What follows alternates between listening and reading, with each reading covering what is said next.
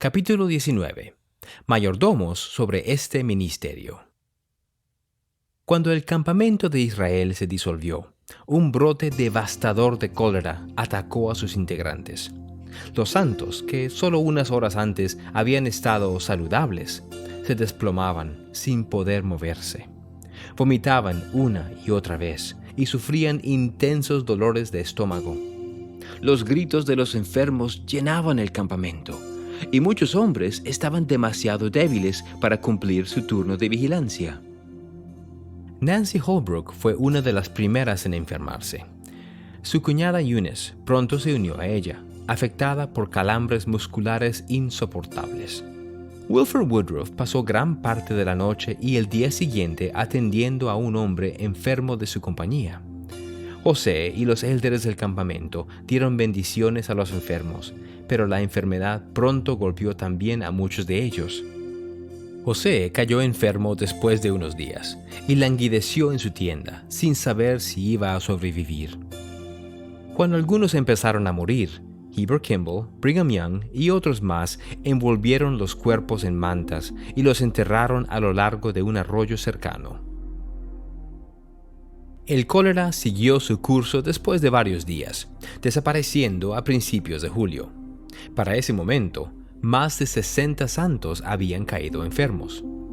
José se recuperó, al igual que Nancy, Eunice y la mayoría de las personas del campamento, pero más de una docena de santos murieron durante el brote, entre ellos Sidney Gilbert y Betsy Parrish, una de las pocas mujeres del campamento. José se acongojó por las víctimas y sus familias. La última persona en morir fue Jesse Smith, su primo. El propio roce de José con la muerte fue un recordatorio de cuán fácil se le podía quitar la vida. A los 28 años estaba cada vez más preocupado por completar su divina misión. Si moría ahora, ¿qué le pasaría a la iglesia? ¿Era lo suficientemente fuerte como para sobrevivirlo a él? Siguiendo las instrucciones del Señor, José ya había hecho cambios en el liderazgo de la iglesia a fin de compartir las cargas de la administración. Para ese momento, Sidney Rigdon y Frederick Williams estaban sirviendo con él en la presidencia de la iglesia. También había designado a Kirtland como una estaca de Sion o un lugar oficial de congregación para los santos. Más recientemente, después de recibir una visión de la forma en la que Pedro organizó la iglesia del Señor en la antigüedad, José había organizado un sumo consejo de 12 sumos sacerdotes en Kirtland para que le ayudaran a gobernar la estaca y dirigirla en su ausencia. Poco después de que el cólera cedió, José organizó la iglesia aún más. Reunido con los líderes de la iglesia en el condado de Clay, en julio de 1834, formó un sumo consejo en Missouri y nombró a David Whitmer para que presidiera la iglesia allí con la ayuda de 2 consejeros, William Phelps y John Whitmer. Luego se dirigió a Kirtland, ansioso por terminar el templo y obtener la investidura de poder que les ayudaría a los santos a redimir a Sion. José sabía que había grandes problemas por delante. Cuando salió de Kirtland esa primavera, las paredes de arenisca tenían poco más de 1 metro de alto, y la llegada de varios trabajadores calificados a la ciudad le habían infundido la esperanza de que los santos llevarían a cabo el plan del Señor por su casa. Pero las pérdidas en Independence y sus alrededores, la imprenta, la tienda y muchas hectáreas de tierra, habían perjudicado económicamente a los santos. José, Sidney y otros líderes de la iglesia también se habían endeudado considerablemente, pidiendo cuantiosos préstamos para comprar la tierra para el templo de Kirtland y financiar el campamento de Israel. Al estar estancados los negocios de la iglesia, o en apuros, y al no contar con un sistema confiable para recaudar donaciones de los santos, la iglesia no podía pagar el templo. Si José y los otros líderes se atrasaban en sus pagos, podían perder el edificio sagrado a manos de los acreedores. Y si perdían el templo, ¿cómo podrían recibir la investidura de poder y redimir a Sion? En Kirtland, Sidney Rigdon compartía la ansiedad de José por terminar el templo. «Debemos hacer todos los esfuerzos posibles para llevar a término este edificio en el tiempo señalado», dijo a los santos. «De él dependen la salvación de la iglesia y también la del mundo». Sidney había supervisado el progreso de la construcción del templo mientras José estaba en Missouri. Al no contar con hombres más jóvenes para hacer el trabajo, Artemus Millet, el capataz de la construcción, había reclutado a hombres mayores, así como a mujeres y niños, para trabajar en el edificio. Muchas de las mujeres cubrieron puestos de trabajo que generalmente desempeñaban los hombres, ayudando a los albañiles y conduciendo carromatos hacia y desde la cantera para acarrear piedra para el templo. Para cuando José y el campamento de Israel regresaron a Kirtland, las paredes se elevaban más de 2 metros por encima de la fundación. El regreso del campamento estimuló la construcción en el verano y el otoño de 1834. Los santos extraían la piedra, la carreaban hasta el terreno del templo y construían las paredes del templo día tras día. José laboraba junto a los trabajadores mientras cortaban bloques de piedra en un arroyo cercano. Algunos trabajaban en el aserradero de la iglesia, preparando madera para vigas, techos y pisos. Otros ayudaban a alzar la madera y a levantar los andamios hasta donde fuera necesario.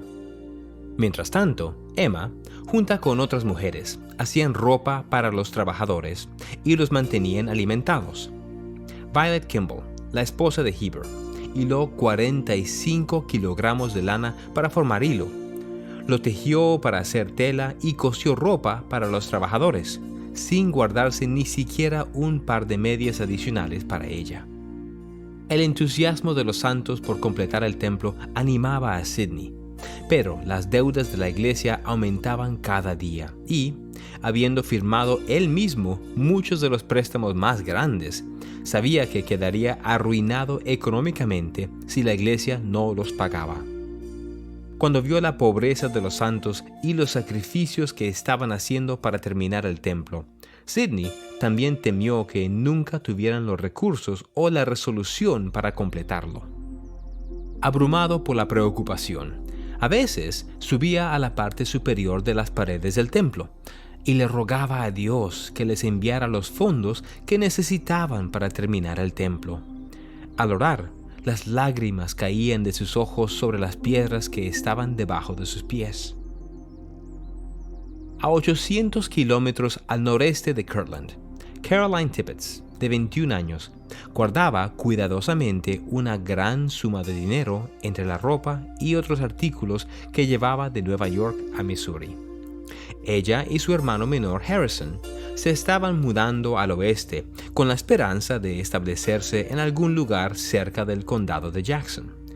Habían oído hablar de la persecución de los santos allí, pero querían obedecer el mandato del Señor de congregarse en Missouri y comprar tierras en Sion antes de que los enemigos de la iglesia se las arrebataran. El mandamiento había formado parte de la revelación que recibió José después de enterarse de la expulsión de los santos de Sion.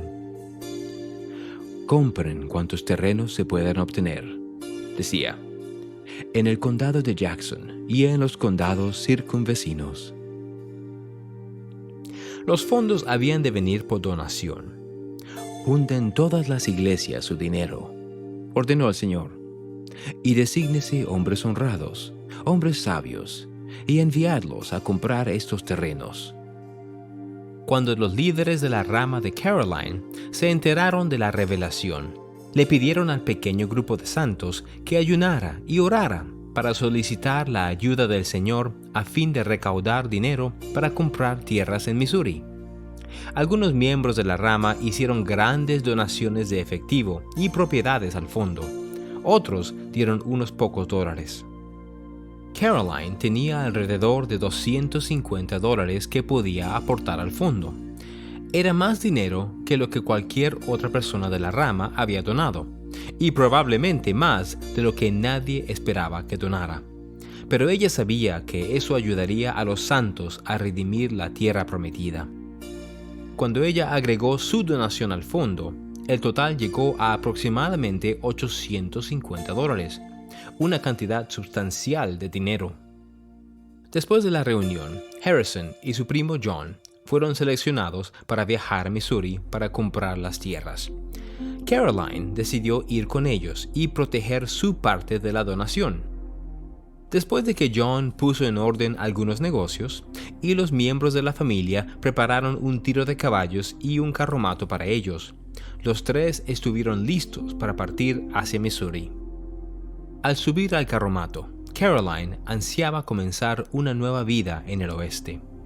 Como los Tippets planeaban detenerse en Kirtland en el camino, los líderes de su rama les dieron una carta de presentación para el profeta, explicando de dónde venía su dinero y qué esperaban hacer con él.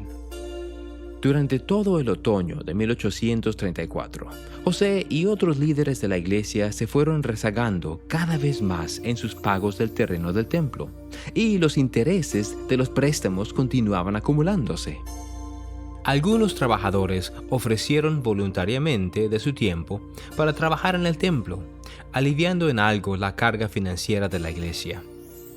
Cuando las familias tenían dinero en efectivo o bienes extra, a veces los ofrecían a la iglesia para el proyecto del templo. Otras personas, tanto dentro como fuera de la iglesia, concedieron créditos y prestaron dinero para que la construcción siguiera avanzando. Las donaciones y los préstamos, a su vez, pagaron los materiales y permitieron que personas que de otro modo habrían estado desempleadas pudieran trabajar. Estos esfuerzos hicieron que las paredes del templo siguieran elevándose y, en los últimos meses del año, fueron lo suficientemente altas como para que los trabajadores comenzaran a colocar las vigas para el piso superior. Pero el dinero siempre era escaso y los líderes de la iglesia oraban constantemente por más fondos. A principios de diciembre, la familia Tippets llegó a Kirtland, y Harrison y John entregaron la carta de su rama al sumo consejo. Con el invierno casi encima, le preguntaron al consejo si debían continuar hacia Missouri o permanecer durante esa estación en Kirtland.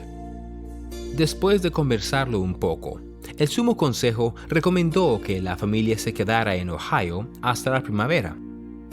Desesperado por obtener fondos, el consejo también les pidió a los jóvenes que le prestaran dinero a la iglesia, prometiéndoles devolverlo antes de su partida en la primavera. Harrison y John acordaron prestarle a la iglesia parte de los $850 de su rama. Como una gran parte de ese dinero era de Caroline, el consejo la llamó a la reunión y le explicó los términos del préstamo, y ella aceptó de buena gana.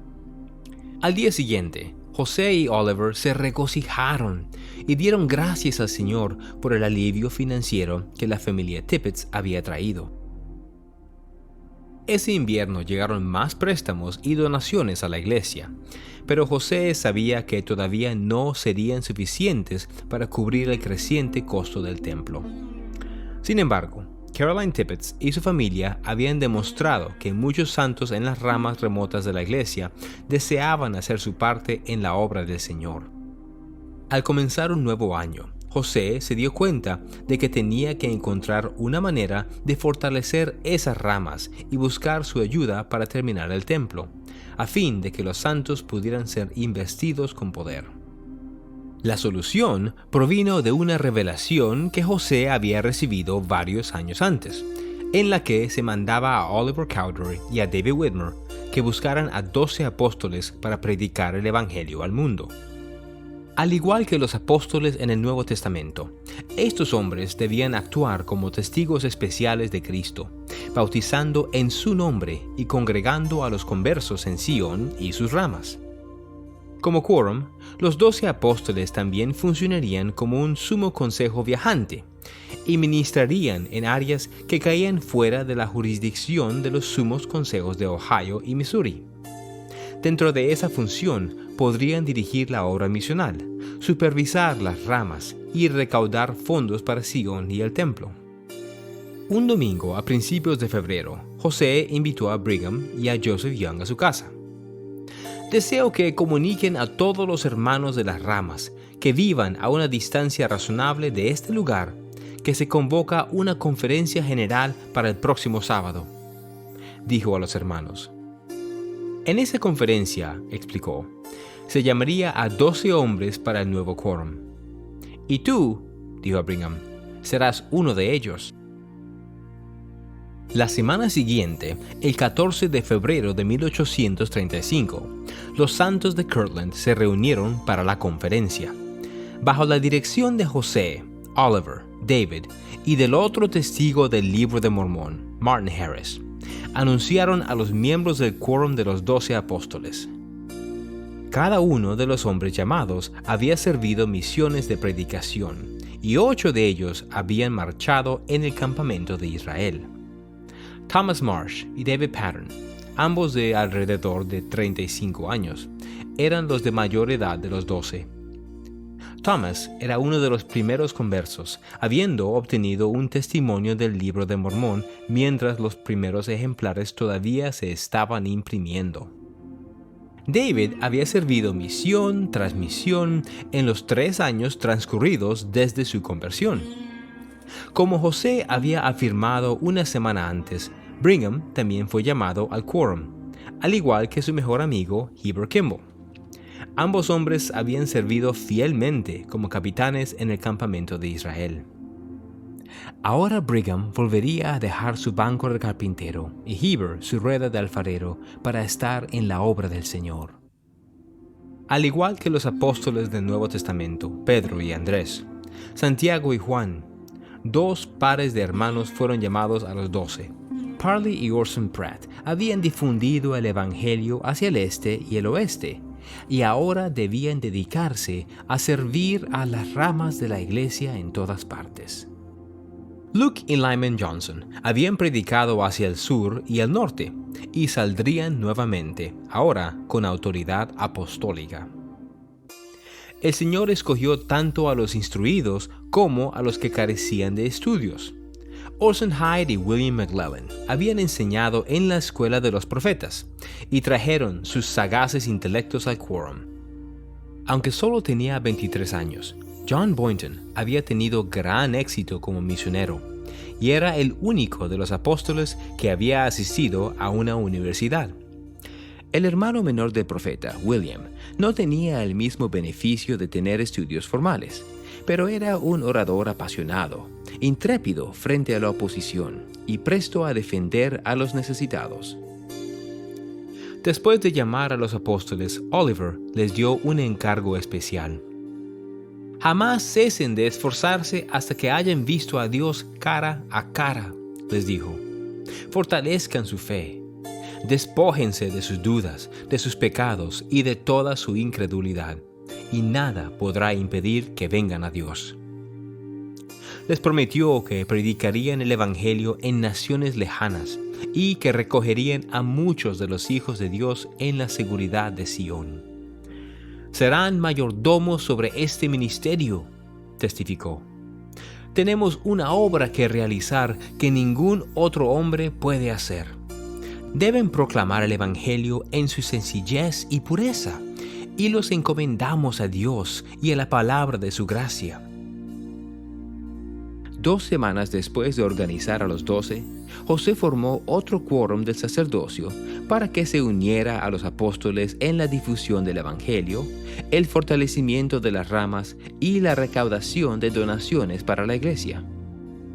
Los miembros de este nuevo quórum, llamado el Quórum de los 70, eran todos veteranos del campamento de Israel.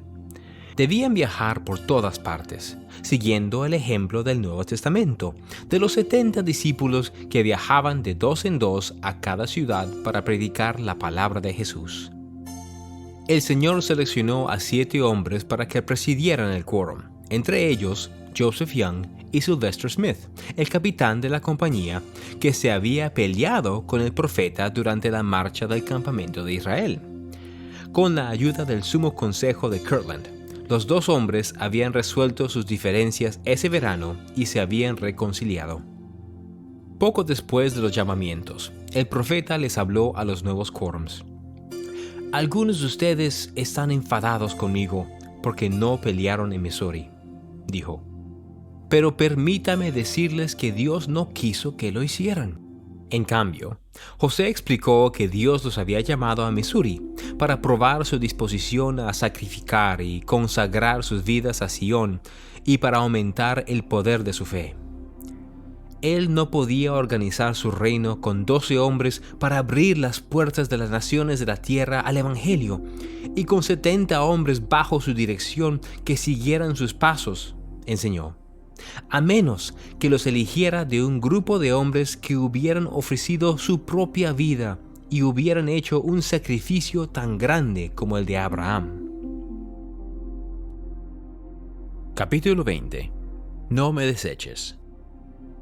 Durante el verano de 1835, mientras los apóstoles partían en misiones a los estados del este y Canadá, los santos trabajaron juntos para terminar el templo y prepararse para la investidura de poder. Sin tener que afrontar la violencia y las pérdidas que los santos de Missouri habían sufrido, Kirtland creció y prosperó espiritualmente a medida que los conversos se congregaban en la ciudad y prestaban ayuda a la obra del Señor. En julio, apareció en la ciudad un cartel que anunciaba Antigüedades egipcias. Hablaba del descubrimiento de cientos de momias en una tumba egipcia. Algunas de las momias, así como varios rollos antiguos de papiro, se habían exhibido por todo Estados Unidos, atrayendo a grandes multitudes de espectadores. Michael Chandler, el hombre que exhibía los artefactos, había oído hablar de José y había venido a Kirtland para ver si quería comprarlos.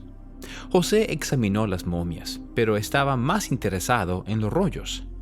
Estos estaban cubiertos de una escritura extraña y de imágenes curiosas de personas, barcos, aves y serpientes.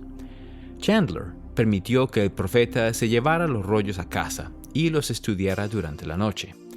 José sabía que Egipto desempeñaba un papel importante en la vida de varios profetas de la Biblia.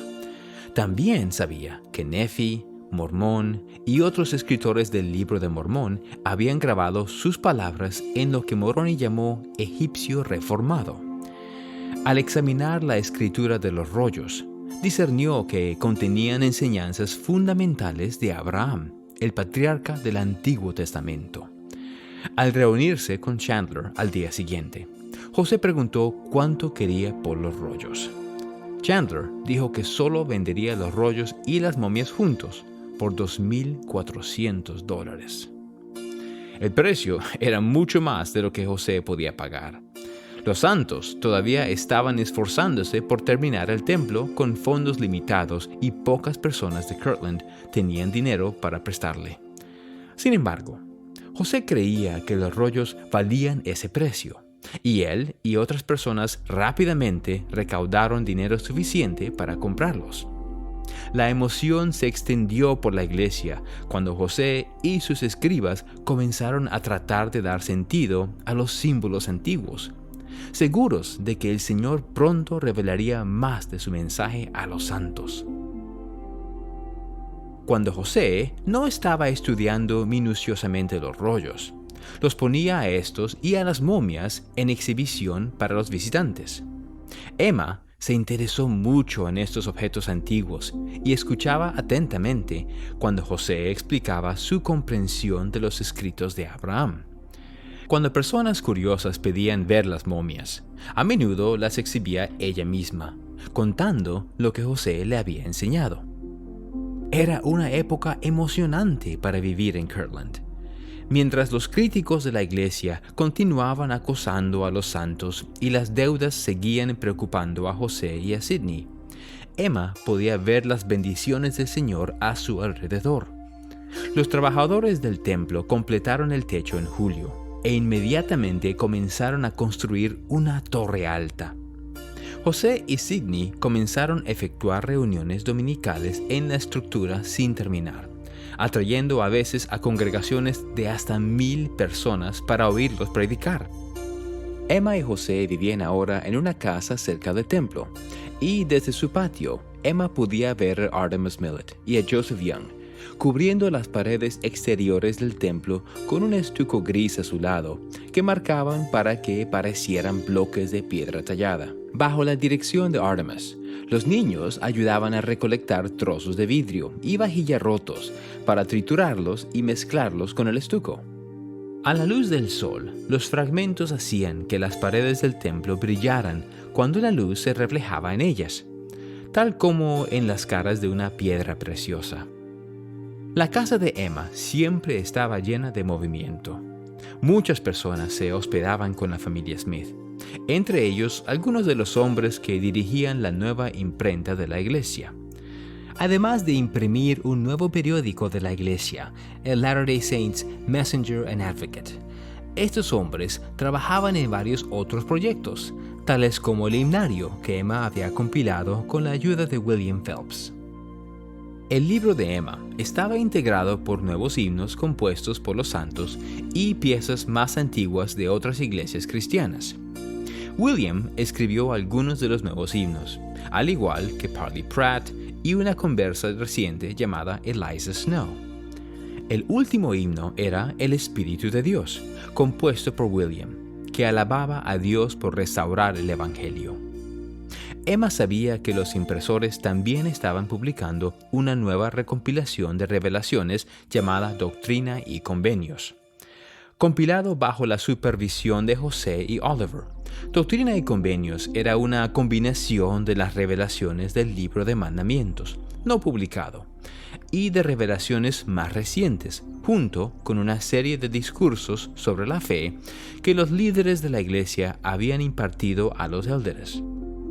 Los santos aceptaron Doctrina y Convenios como un libro de escrituras, tan importante como la Biblia y el Libro de Mormón.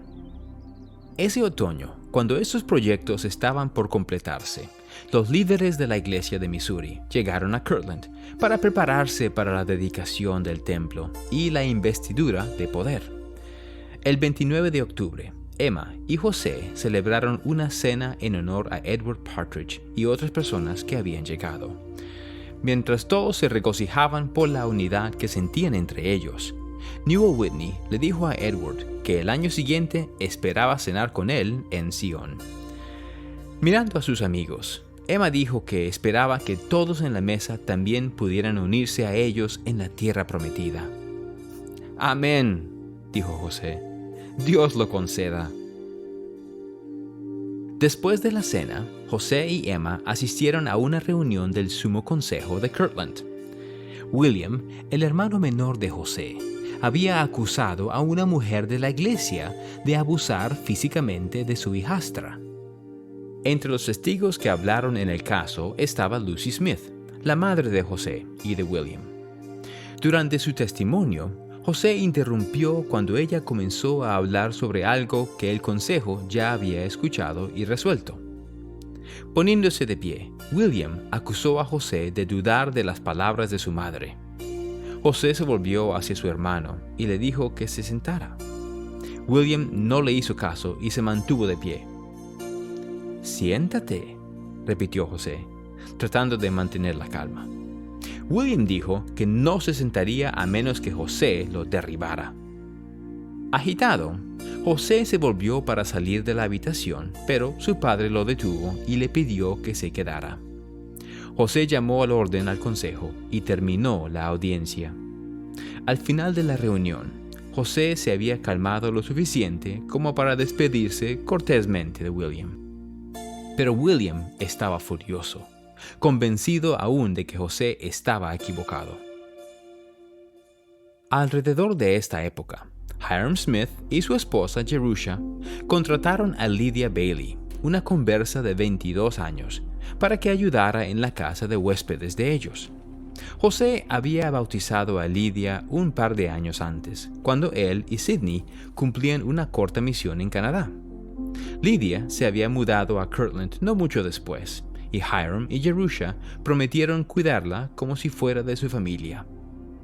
El trabajo mantenía ocupada a Lydia, con los líderes de la iglesia de Missouri en la ciudad para prepararse para la dedicación del templo. Jerusha y ella cocinaban, hacían las camas y limpiaban la casa constantemente.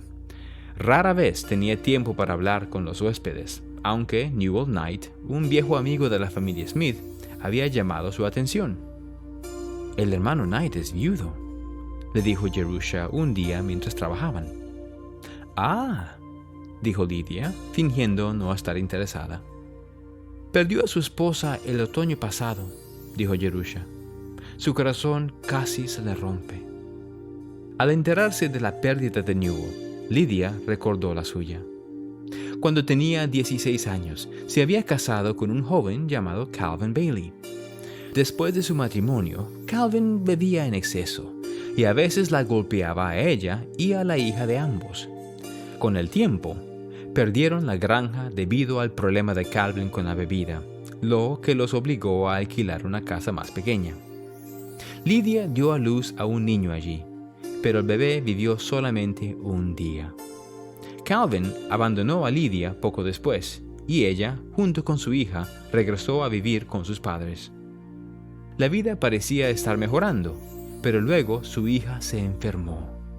Cuando ella murió, fue como si el último pedacito de felicidad de Lydia hubiera muerto también. Para ayudarle a hacer frente a su pérdida, sus padres la enviaron a vivir con unos amigos en Canadá. Allí ella escuchó el Evangelio y se bautizó, y desde entonces su vida había sido más feliz y más esperanzada, pero se sentía sola y anhelaba tener compañía. Un día, Newell se le acercó en una habitación superior de la casa de la familia Smith. «Creo que su situación, así como la mía, es bastante solitaria», le dijo, tomando su mano. «Quizás podríamos ser una compañía el uno para el otro». Lydia se sentó en silencio. «Supongo que es consciente de mi situación», dijo ella con tristeza. «No tengo el más mínimo conocimiento de dónde está mi esposo, ni si está vivo o muerto. Sin obtener el divorcio de Calvin, ella no se sentía que pudiera casarse con Newell. Preferiría sacrificar cada uno de mis sentimientos e incluso la vida», dijo ella antes de salir de la habitación, «que apartarme de la virtud u ofender a mi Padre Celestial». El día después de discutir con su hermano, José recibió una carta de él. William estaba molesto porque el Sumo Consejo lo había culpado a él y no a José por la disputa. Creyendo que había tenido razón en reprender a José frente al Sumo Consejo, insistía en reunirse en privado con José para defender sus acciones. José acordó reunirse con William y sugirió que cada uno de ellos compartiera su versión de lo ocurrido, reconociera sus errores y se disculpara por cualquier agravio cometido. Dado que Hiram tenía una influencia conciliadora en la familia, José lo invitó a unirse a ellos y emitir un juicio justo sobre quién era el culpable. William llegó a la casa de José al día siguiente, y los hermanos se turnaron para explicar la disputa. José dijo que estaba molesto porque William había hablado fuera de lugar frente al consejo y no había respetado su puesto como presidente de la iglesia. William negó haber sido irrespetuoso e insistió en que José estaba equivocado. Hiram escuchó atentamente a sus hermanos. Cuando ellos terminaron, comenzó a dar su opinión, pero William lo interrumpió, acusándolos a él y a José de echarle toda la culpa a él. José y Hiram intentaron calmarlo, pero él salió de la casa hecho una furia.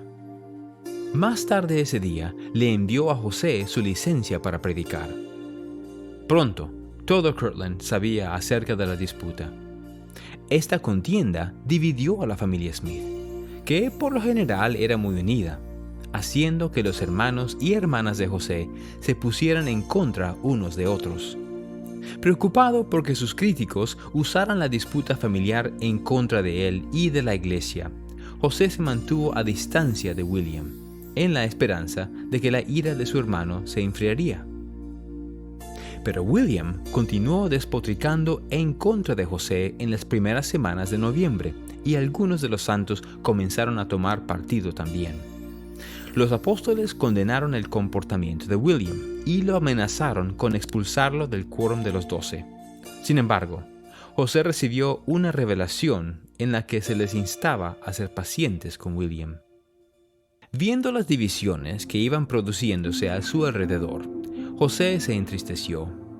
Ese verano, los santos habían trabajado juntos con un propósito y buena voluntad, y el Señor los había bendecido con los registros egipcios y grandes progresos en el templo. Pero ahora, con la investidura de poder casi a su alcance, no podían unirse en corazón y mente. Durante el otoño de 1835, Newell Knight se mantuvo decidido a casarse con Lydia Bailey. En la creencia de que la ley de Ohio les permitía a las mujeres que habían sido abandonadas por sus esposos casarse de nuevo, le insistió a Lydia que dejara atrás su pasado. Pero por mucho que Lydia quisiera casarse con Newell, ella necesitaba saber que eso estaba bien ante los ojos de Dios. Newell ayunó y oró durante 3 días. Al tercer día, le pidió a Hiram que averiguara por medio de José si estaba bien que se casara con Lydia. Hiram aceptó hablar con su hermano, y Newell se fue a trabajar en el templo con el estómago vacío. Newell todavía estaba trabajando cuando Hiram se le acercó más tarde ese día. Hiram le dijo que José le había preguntado al Señor y que había recibido como respuesta que Lydia y Newell debían casarse. «Cuanto antes se casen, mejor», había dicho José. «Diles que ninguna ley los perjudicará. No deben temer ni a la ley de Dios ni a la del hombre». Newell estaba eufórico. Dejando caer sus herramientas, corrió hacia la casa de huéspedes y le dijo a Lydia lo que había dicho José. Lydia se llenó de alegría y ella y Newell agradecieron a Dios su bondad. Newell le pidió que se casara con él y ella aceptó. Luego corrió al comedor para terminar su ayuno. Hiram y Jerusha aceptaron ser los anfitriones de la boda que sería al día siguiente. Lydia y Newell querían que José realizara la ceremonia, pero sabían que él nunca antes había efectuado un matrimonio y no sabían si tenía la autoridad legal para hacerlo. Sin embargo, al día siguiente, mientras Hiram estaba invitando a las personas a la ceremonia, le dijo a José que todavía estaba buscando a alguien para que casara a la pareja. «¡Detente!», exclamó José. «Yo mismo los casaré». La ley de Ohio permitía a los ministros de las iglesias formalmente organizadas casar a las parejas. Más importante aún, José creía que su oficio en el sacerdocio de Melquisedec lo autorizaba divinamente a efectuar matrimonios. «El Señor Dios de Israel me ha dado la autoridad para unir a las personas en los sagrados lazos del matrimonio», declaró, «y de ahora en adelante haré uso de ese privilegio». Hiram y Jerusha dieron la bienvenida a los invitados a la boda en su casa, en una noche helada de noviembre. El aroma del banquete de bodas llenaba la habitación, mientras los santos oraban y cantaban para celebrar la ocasión. José se puso de pie y les pidió a Lydia y a Newell que se unieran a él en el frente de la habitación y se tomaran de las manos. Explicó que el matrimonio fue instituido por Dios en el jardín de Edén y que debe ser formalizado por medio del sacerdocio sempiterno. Dirigiéndose a Lydia y a Newell, les hizo hacer convenio de que se acompañarían mutuamente a lo largo de la vida como esposo y esposa. Los declaró casados y los animó a formar una familia, bendiciéndolos con larga vida y prosperidad. La boda de Lydia y Newell fue un acontecimiento positivo en un invierno por lo demás difícil para José. Desde su pelea con William, no había podido concentrarse en los rollos egipcios ni en preparar a los santos para la investidura de poder. Intentó liderar con alegría, siguiendo el espíritu del Señor, pero el revuelo dentro de su familia y la carga de dirigir la iglesia podían ser agobiantes. Y algunas veces hablaba con aspereza a las personas cuando cometían errores. En diciembre, William comenzó a organizar una sociedad de debate informal en su casa, con la esperanza de que los debates proveyeran oportunidades para aprender y enseñar por el Espíritu. José decidió participar. Las primeras 2 reuniones de la sociedad transcurrieron sin problemas, pero durante la tercera reunión, el clima se puso tenso cuando William interrumpió a otro apóstol durante un debate. La interrupción de William hizo que algunas personas cuestionaran si la sociedad debía continuar. William se enojó y estalló una discusión. José intervino y pronto William y él estaban intercambiando insultos. Joseph, padre, intentó calmar a sus hijos, pero ninguno cedió y William arremetió contra su hermano. Luchando por defenderse, José intentó quitarse el abrigo, pero sus brazos se enredaron en las mangas. William golpeó fuerte una y otra vez, agravando una herida que José había recibido cuando lo embrearon y emplumaron. Para cuando algunos de los hombres se llevaron a William entre forcejeos, José yacía en el suelo, sin poder apenas moverse. Unos días más tarde, cuando se estaba recuperando de la pelea, José recibió un mensaje de su hermano. «Siento como si fuera un deber hacer una humilde confesión», declaraba William. Temeroso de no ser digno de su llamamiento, le pidió a José que lo quitara del quórum de los 12. «No me deseches por lo que hice, sino esfuérzate por salvarme», le rogaba. «Me arrepiento de lo que te he hecho». José respondió a la carta, expresando la esperanza de que pudieran reconciliarse. «Que Dios destruya la enemistad entre tú y yo», declaró, «y que todas las bendiciones se nos restauren y el pasado quede para siempre en el olvido».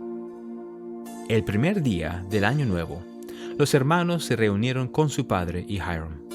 Joseph, padre, oró por sus hijos y suplicó que se perdonaran el uno al otro.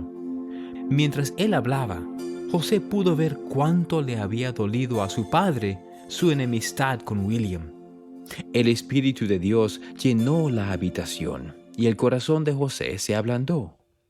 William también parecía contrito, confesó su culpa y pidió nuevamente el perdón de José. Sabiendo que él también era culpable, José le pidió perdón a su hermano. Luego hicieron convenio de esforzarse más por edificarse entre sí y resolver sus diferencias con mansedumbre.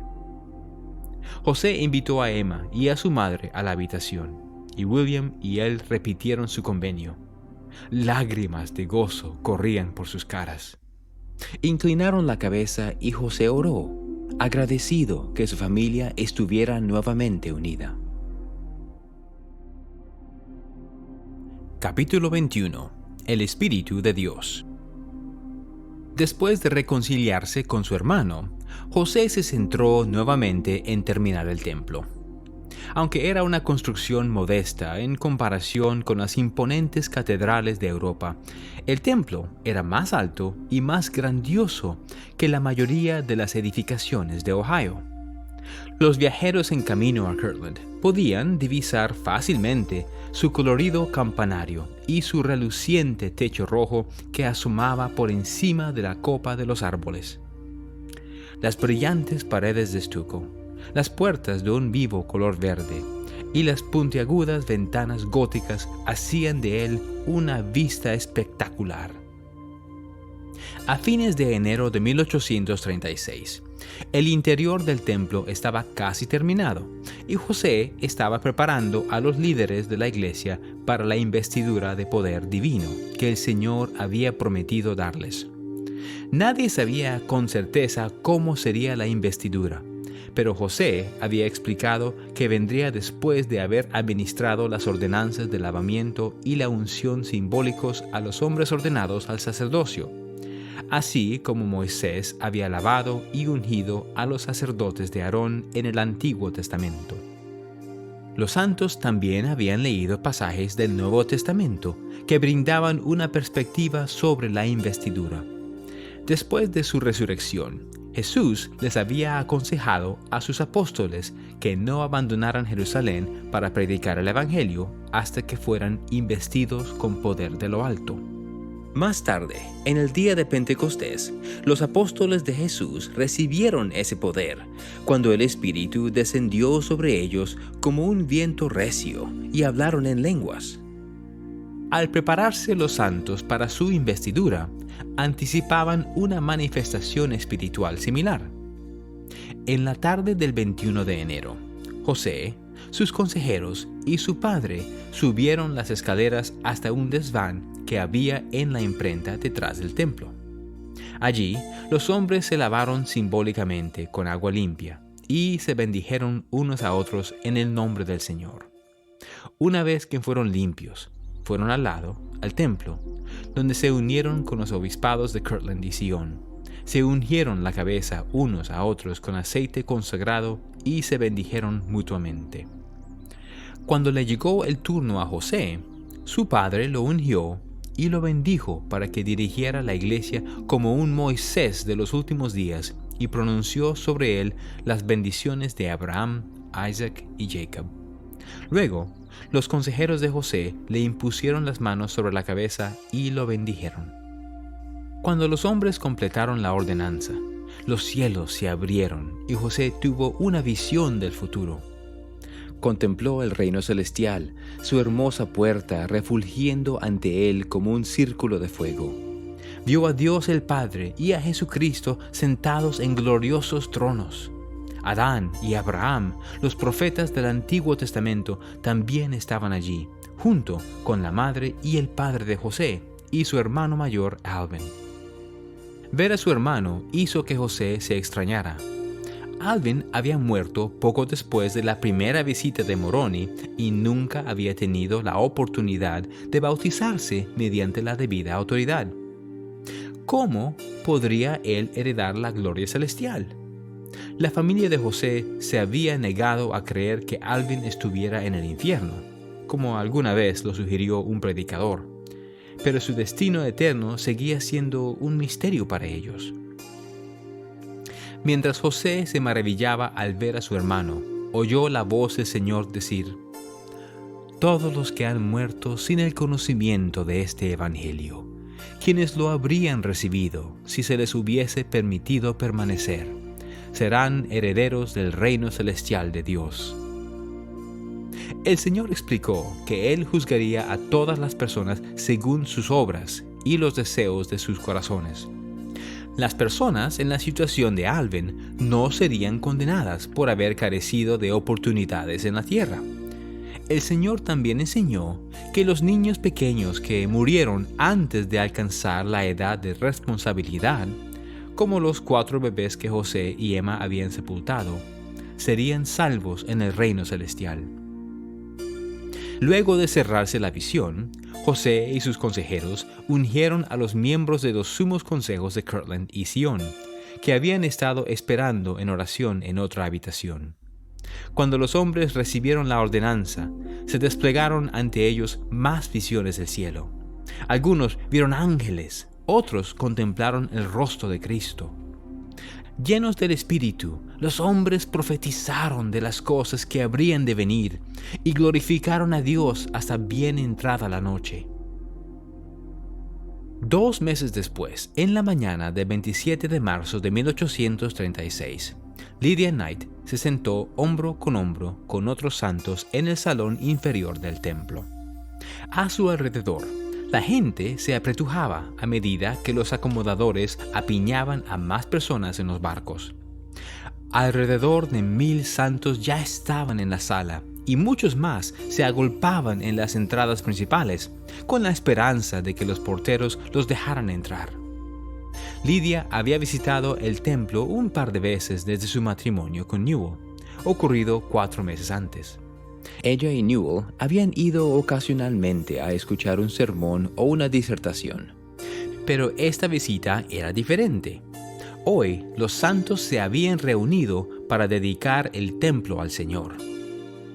Desde su asiento, Lidia podía ver a los líderes de la iglesia tomar su lugar detrás de las 3 filas de púlpitos tallados ornamentalmente que se hallaban a ambos extremos de la habitación.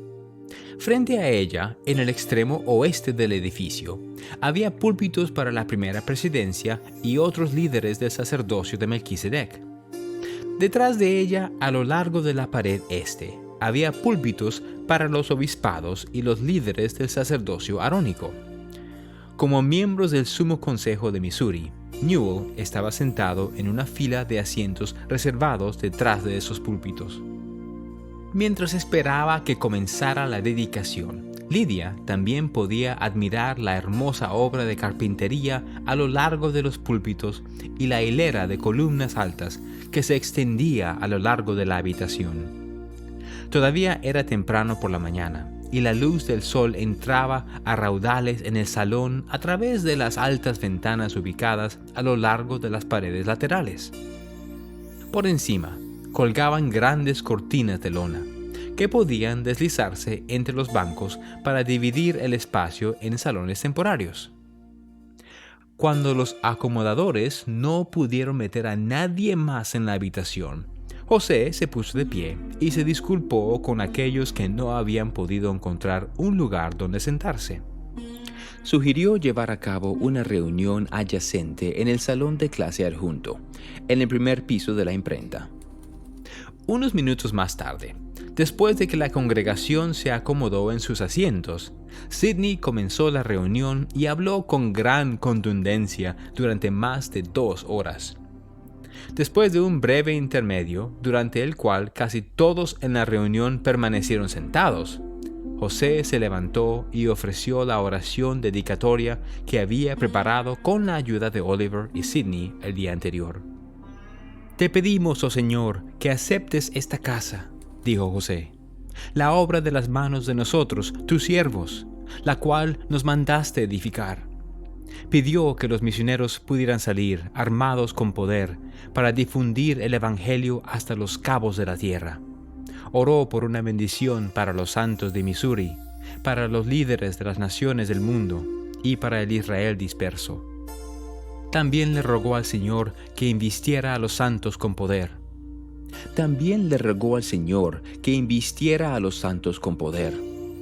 Permite que la unción de tus ministros sea sellada sobre ellos con poder de lo alto, dijo. Pon sobre tus siervos el testimonio del convenio, para que al salir a proclamar tu palabra sellen la ley y preparen el corazón de tus santos. Pidió que el Señor llenara el templo con su gloria, como el viento recio que los apóstoles de la antigüedad habían experimentado. Escucha, escúchanos, oh Señor, suplicó. Responde a estas peticiones y acepta para ti la dedicación de esta casa. Tan pronto como José pronunció su amén final, el coro cantó el nuevo himno de William Phelps. Tal como un fuego se ve ya, ardiendo el Santo Espíritu del gran Creador. Visiones y dones antiguos ya vuelven, y ángeles vienen cantando loor. Lidia sintió que la gloria de Dios llenaba el templo. Poniéndose de pie con los otros santos que estaban en la habitación, unió su voz con la de ellos mientras exclamaban: «Hosana, Hosana, Hosana a Dios y al Cordero». Después de la dedicación del templo, las manifestaciones del Espíritu y el poder del Señor envolvieron a Kirtland. Ese mismo día de la dedicación, por la noche, José se reunió con los líderes de la iglesia en el templo y los hombres comenzaron a hablar en lenguas, como lo habían hecho los apóstoles del Salvador en Pentecostés. Algunos de los concurrentes vieron fuego celestial reposando sobre los que hablaban. Otros vieron ángeles. Afuera, los santos vieron descansar sobre el templo una nube brillante y una columna de fuego. El 30 de marzo, José y sus consejeros se reunieron en el templo para lavar los pies de unos 300 líderes de la iglesia, entre ellos los 12, los 70 y otros hombres llamados a la labor misional, al igual que el Salvador había hecho con sus discípulos antes de su crucifixión. Este es un año de jubileo para nosotros y un tiempo de regocijo, declaró José. Los hombres habían llegado al templo haciendo ayuno, y él les pidió a algunos que compraran pan y vino para más tarde. Hizo que otros trajeran tinas de agua. José y sus consejeros lavaron primero los pies del quórum de los 12. Luego procedieron a lavar los pies de los miembros de los otros quórums, bendiciéndolos en el nombre del Señor. A medida que pasaron las horas, los hombres se bendijeron unos a otros, profetizaron y dieron voces de hosana hasta que llegaron el pan y el vino al anochecer. José habló mientras los 12 partían el pan y servían el vino. Les dijo que su corta estadía en Kirtland pronto terminaría. El Señor los estaba invistiendo de poder y los enviaría a misiones. Deben salir con toda mansedumbre, con prudencia, a predicar a Jesucristo, dijo. Les dio instrucciones de evitar las discusiones sobre creencias religiosas, instándolos a mantenerse fieles a sus propias creencias. Lleven las llaves del reino a todas las naciones, les dijo a los apóstoles, y ábranles las puertas, y llamen a los 70 a que los sigan. Dijo que la organización de la iglesia estaba ahora completa, y que los hombres de la sala habían recibido todas las ordenanzas que el Señor había preparado para ellos hasta ese entonces. Vayan adelante y edifiquen el reino de Dios, dijo. José y sus consejeros se fueron a casa, dejando que los 12 se hicieran cargo de la reunión. El Espíritu descendió nuevamente sobre los hombres en el templo, y éstos comenzaron a profetizar, hablar en lenguas y exhortarse unos a otros en el Evangelio. Ángeles ministrantes se aparecieron a varios hombres, y hubo otros que tuvieron visiones del Salvador. Las manifestaciones del Espíritu continuaron hasta la madrugada. Cuando los hombres salieron del templo, sus almas se elevaban debido a las maravillas y glorias que acababan de experimentar. Se sentían investidos de poder y listos para llevar el Evangelio al mundo. Una semana después de la dedicación, en la tarde del domingo de Pascua, 1,000,000 de santos llegaron nuevamente al templo para adorar. Después que los 12 administraron la cena del Señor a la congregación, José y Oliver bajaron las cortinas de lona alrededor del púlpito superior en el lado oeste del salón inferior y se arrodillaron detrás de ellas para orar en silencio, fuera de la vista de los santos. Después de sus oraciones, el Salvador apareció frente a ellos, con el rostro más brillante que el sol. Sus ojos eran como fuego y su cabello como nieve. Debajo de sus pies, el barandal del púlpito parecía de oro puro.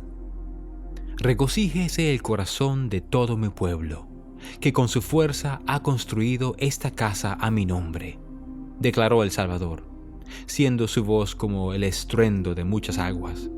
He aquí, he aceptado esta casa, y mi nombre estará aquí, y me manifestaré a mi pueblo en misericordia. Instó a los santos a conservarla sagrada y confirmó que ellos habían recibido la investidura de poder. El corazón de millares y decenas de millares se regocijará en gran manera, declaró él, como consecuencia de las bendiciones que han de ser derramadas y la investidura con que mis siervos han sido investidos en esta casa. Para finalizar, el Señor prometió: la fama de esta casa se extenderá hasta los países extranjeros, y este es el principio de la bendición que se derramará sobre la cabeza de los de mi pueblo. La visión se cerró alrededor de José y Oliver, pero al instante los cielos se abrieron de nuevo. Vieron a Moisés parado frente a ellos, y éste les entregó las llaves del recogimiento de Israel a fin de que los santos pudieran llevar el Evangelio al mundo y traer a los justos a Sión. Entonces apareció Elías, y les entregó la dispensación del Evangelio de Abraham, diciendo que todas las generaciones serían bendecidas por medio de ellos y de quienes vinieran después de ellos. Una vez que Elías se fue, José y Oliver tuvieron otra visión gloriosa. Vieron a Elías, el profeta del Antiguo Testamento, que subió al cielo en un carro de fuego. Ha llegado plenamente el tiempo del cual se habló por boca de Malaquías, declaró Elías el profeta, haciendo referencia a la profecía del Antiguo Testamento de que él haría volver el corazón de los padres a los hijos y el de los hijos a los padres. Se entregan en vuestras manos las llaves de esta dispensación, continuó Elías el profeta. Y por esto sabréis que el día grande y terrible del Señor está cerca, sí, a las puertas. La visión se cerró, y José y Oliver quedaron solos. La luz del sol se filtraba a través de la ventana arqueada que estaba detrás del púlpito, pero el barandal frente a ellos ya no brillaba como el oro. Las voces celestiales que los habían sacudido como un trueno dieron paso a las contenidas emociones de los santos que estaban al otro lado de la cortina. José sabía que los mensajeros les habían entregado importantes llaves del sacerdocio. Más tarde, enseñó a los santos que las llaves del sacerdocio restauradas por Elías el profeta sellarían a las familias eternamente, atando en los cielos lo que fuera atado en la tierra, enlazando a los padres con sus hijos y a los hijos con sus padres. En los días que siguieron a la dedicación del templo, partieron misioneros en todas direcciones para predicar el Evangelio, fortalecidos por la investidura de poder. El obispo Partridge y los otros santos que habían venido de Missouri viajaron nuevamente hacia el oeste con una nueva determinación de edificar Sion. Lydia y Newell Knight también deseaban ir al oeste, pero necesitaban dinero. Newell había pasado la mayor parte de su tiempo en Kirtland trabajando sin paga en el templo, y Lydia le había prestado casi todo su dinero a José y a la iglesia cuando recién llegó a la ciudad. Ninguno de los dos lamentaba su sacrificio, pero Lydia no podía evitar pensar que el dinero que ella le había prestado a la iglesia habría cubierto con creces el costo del viaje. Mientras se preguntaban cómo pagar su viaje, José pasó para visitarlos. «Así que, Newell, ¿están a punto de partir hacia su hogar en el oeste?», le dijo. «¿Tienen todo lo necesario?». «Estamos bastante ajustados de recursos en este momento», dijo Newell. «No he olvidado cuán generosamente me ayudaste cuando yo estaba en problemas», le dijo José a Lydia. Salió de la casa y regresó poco después con una mayor suma que la que ella le había prestado. Les dijo que compraran lo que necesitaran para estar cómodos en el viaje a su nuevo hogar. Hiram también proporcionó un tiro de caballos para llevarlos al río Ohio, donde podrían tomar un barco de vapor para ir directamente a Missouri. Antes de irse, los Knight visitaron a Joseph Smith, padre, para que Lydia pudiera recibir una bendición de él. Hacía más de un año que el Señor había llamado a Joseph, padre, a ser el patriarca de la iglesia, otorgándole autoridad para dar bendiciones patriarcales especiales a los santos, tal como Abraham y Jacob lo habían hecho por sus hijos en la Biblia. Colocando sus manos sobre la cabeza de Lydia, Joseph, padre, pronunció las palabras de la bendición. «Has sido muy afligida en tus días pasados, y tu corazón ha estado adolorido», le dijo a Lydia, «pero serás consolada». Le dijo que el Señor la amaba y que le había dado a Newell para que la consolara. Sus almas se entrelazarán y nada podrá desvincularlas. Ni la adversidad ni la muerte los separarán, les prometió. Sus vidas serán preservadas e irán con seguridad y rapidez a la tierra de Sion. Poco después de la bendición, Lydia y Newell partieron hacia Missouri, con optimismo en torno al futuro de la iglesia y de Sion. El Señor había investido a los santos con poder, y Kirtland estaba floreciendo bajo la imponente torre del templo. Las visiones y las bendiciones de esa temporada les habían dado un anticipo del cielo. El velo entre la tierra y el cielo parecía estar a punto de rasgarse. Parte 3. Arrojado al abismo. Abril de 1836 a abril de 1839. Si eres arrojado al abismo, si las bravas olas conspiran contra ti, si el viento huracanado se hace tu enemigo, si los cielos se ennegrecen y todos los elementos se combinan para obstruir la vía, y sobre todo, si las puertas mismas del infierno se abren de par en par para tragarte, entiende, hijo mío, que todas estas cosas te servirán de experiencia y serán para tu bien. Doctrina y Convenios, capítulo 122, versículo 7.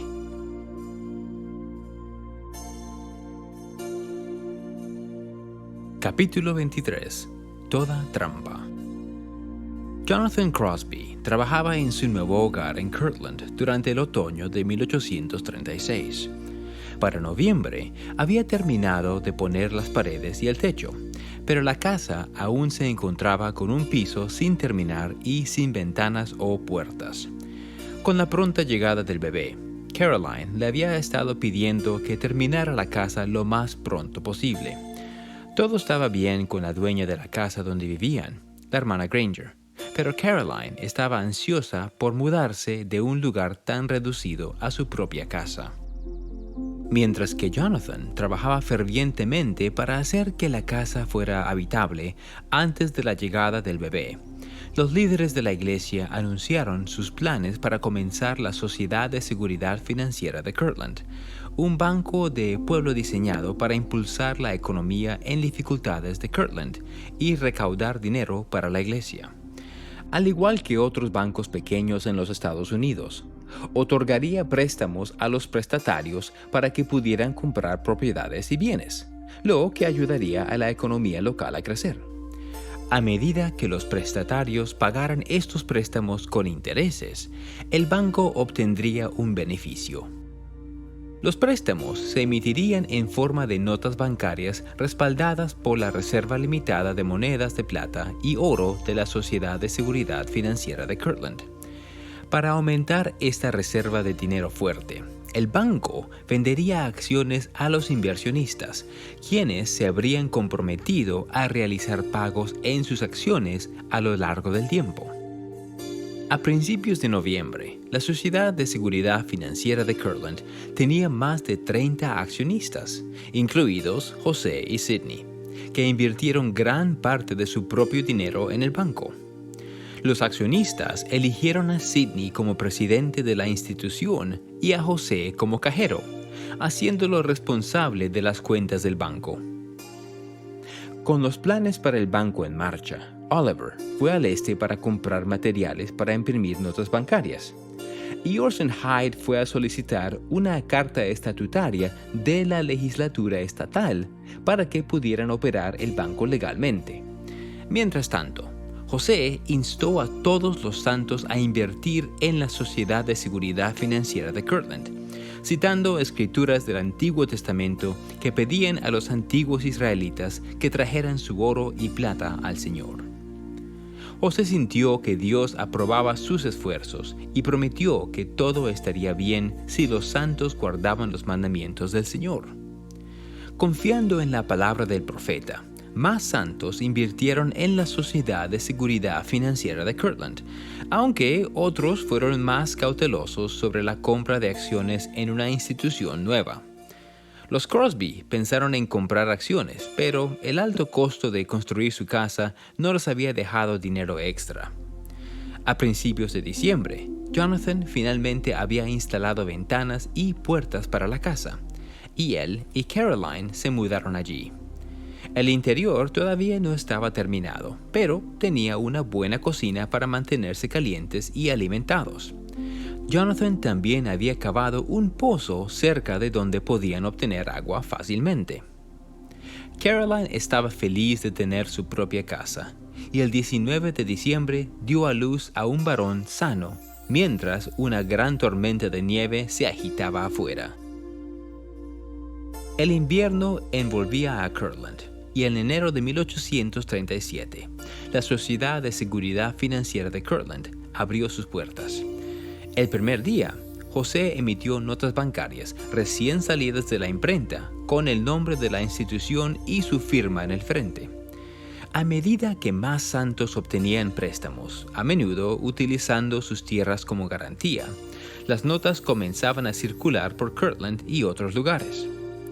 Phoebe Carter, quien se había mudado recientemente a Kirtland desde el noreste de los Estados Unidos, no invirtió en la Sociedad de Seguridad Financiera de Kirtland ni solicitó un préstamo, pero se quedó para beneficiarse de la prosperidad que prometía. Tenía casi 30 años, no estaba casada y no tenía familia en Kirtland de quien depender para recibir apoyo. Al igual que otras mujeres en su situación, tenía pocas opciones de empleo, pero podía ganar un ingreso moderado como costurera y maestra, como lo había hecho antes de mudarse a Ohio. Si la economía de Kirtland mejoraba, más personas tendrían dinero para gastar en ropa nueva y educación. Sin embargo, para Phoebe, la decisión de ir a Kirtland había sido espiritual, no económica. Sus padres se habían opuesto a su bautismo, y después de anunciar sus planes de reunirse con los santos, su madre protestó. Le dijo: «Phoebe, ¿volverás conmigo si descubres que el mormonismo es falso?» «Sí, madre, lo haré», prometió Phoebe. Pero sabía que había encontrado el evangelio restaurado de Jesucristo. Meses después de llegar a Kirtland, Joseph Smith, padre, le había dado una bendición patriarcal, la cual le aseguraba grandes recompensas en la tierra y en el cielo. «Ten consuelo, pues tus dificultades han terminado», le dijo el Señor. «Tendrás larga vida y verás días buenos». La bendición confirmó los sentimientos que tenía Phoebe cuando se fue de casa. Siendo la situación demasiado triste para decir adiós en persona, escribió una carta y la dejó en la mesa de la familia. «No se preocupen por su hija», decía. «Sé que el Señor me cuidará y me dará según su voluntad». Phoebe tenía fe en las promesas de su bendición patriarcal, en la cual le decía que sería la madre de muchos hijos y que se casaría con un hombre con sabiduría, conocimiento y comprensión. Pero hasta ahora, Phoebe no tenía expectativas matrimoniales y sabía que era mayor que la mayoría de las mujeres que se casaban y comenzaban a tener hijos. Una tarde de enero de 1837, Phoebe estaba visitando amigos cuando se encontró con un hombre de cabello oscuro y ojos azul claro. Era por pocos días mayor que ella y había regresado recientemente a Kirtland después de marchar con el campamento de Israel y luego servir una misión en el sur de los Estados Unidos. Se enteró que se llamaba Wilford Woodruff. A lo largo del invierno, los santos en Kirtland seguían pidiendo prestado grandes cantidades de dinero para comprar bienes y propiedades. Los empleadores en ocasiones pagaban a sus trabajadores con notas bancarias, que podían ser utilizadas como moneda o canjeadas por dinero fuerte en la oficina de la Sociedad de Seguridad Financiera de Kirtland. Poco después de que la Sociedad de Seguridad Financiera de Kirtland abriera sus puertas, un hombre llamado Grandison Newell comenzó a acumular notas bancarias. Siendo un antiguo residente de un pueblo cercano, Grandison odiaba a José y a los santos. Había gozado de una presencia muy significativa en el condado hasta que los santos llegaron, y ahora frecuentemente buscaba maneras legales o de otra forma de fastidiarlos. Si los miembros de la iglesia le pedían trabajo, él rechazaba contratarlos. Si los misioneros predicaban cerca de su hogar, organizaba un grupo de hombres para que les arrojaran huevos. Cuando el Dr. Philastus Hurlbut comenzó a recopilar declaraciones difamatorias en contra de José, Grandison ayudó a financiar su trabajo. Los santos seguían reuniéndose en la región a pesar de sus esfuerzos. La apertura de la Sociedad de Seguridad Financiera de Kirtland dio a Grandison un nuevo punto de ataque. Preocupada por el creciente número de bancos en Ohio, la legislatura estatal rechazó darle una carta estatutaria a Orson Hyde. Sin esta aprobación, la Sociedad de Seguridad Financiera de Kirtland no podía ser llamada un banco, pero aún podía aceptar depósitos y dar préstamos. Su éxito dependía en que los accionistas hicieran los pagos por sus acciones para que la institución pudiera mantener sus reservas. Pero pocos accionistas tenían suficiente dinero fuerte para hacerlo, y Grandison sospechaba que las reservas de la Sociedad de Seguridad Financiera de Kirtland fueran muy pequeñas para sustentarse por mucho tiempo. Esperando que el negocio fracasara si suficientes personas canjeaban notas por monedas de oro o plata, Grandison viajó por los alrededores comprando notas de la Sociedad de Seguridad Financiera de Kirtland. Después llevó su montón de notas a la Sociedad de Seguridad Financiera de Kirtland y exigió dinero en efectivo a cambio. Si los directivos no lo canjeaban, amenazaba con presentar cargos. Sintiéndose acorralados, José y los directivos de la Sociedad de Seguridad Financiera de Kirtland no tenían otra opción más que canjear las notas y orar por más inversionistas. Aunque tenía poco dinero, Wilford Woodruff compró 20 acciones de la Sociedad de Seguridad Financiera de Kirtland. Su buen amigo, Warren Parrish, era el secretario de la Sociedad de Seguridad Financiera de Kirtland. Wilford había viajado hacia el oeste con Warren y su esposa Betsy como parte del campamento de Israel. Tras la muerte de Betsy por el brote de cólera, Warren y Wilford sirvieron una misión juntos antes de que Warren regresara a Kirtland y se convirtiera en el escriba y amigo confiable de José. Desde su misión, Wilford se había mudado de un lugar a otro, a menudo viviendo de la bondad de amigos como Warren. Pero después de conocer a Phoebe Carter, comenzó a pensar en el matrimonio y el invertir en la Sociedad de Seguridad Financiera de Kirtland era una buena manera en la que se podía establecer financieramente antes de formar una familia. Sin embargo, a finales de enero, la Sociedad de Seguridad Financiera de Kirtland estaba en crisis. Mientras Grandison Newell intentaba acabar con sus reservas, los periódicos de la región publicaban artículos que emitían dudas sobre su legitimidad.